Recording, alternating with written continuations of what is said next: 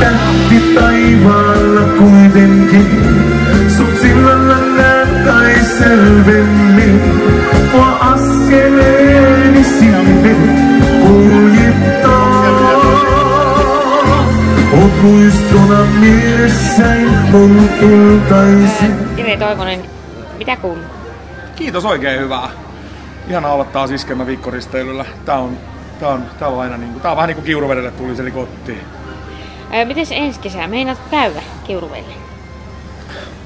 Joo, meinaan ehdottomasti. Siis mä oon nyt 2 kertaa siellä ollut ja en mä suostu sieltä olemaan pois. Että kyllä mä oon ainakin Kiuruvedellä. Siis mä oon näin suunnitellut, että mä oon siellä torstai-maanantai. Ehdottomasti. No, minkälaisia haaveita sulla on tuleville vuosille?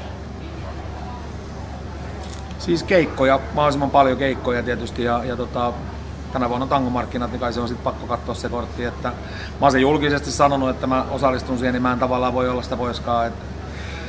Ja se on semmonen oma niin kuin lapsuuden haave ollut aina se tangomaailma ja Kiuruveden Iskelmäviikot niin kuin mua sysäs yhden ison askeleen lähemmäs sitä ja nyt mulla on jotenkin semmonen olo itselläni, että niin kuin tavallaan kaikki on mahdollista.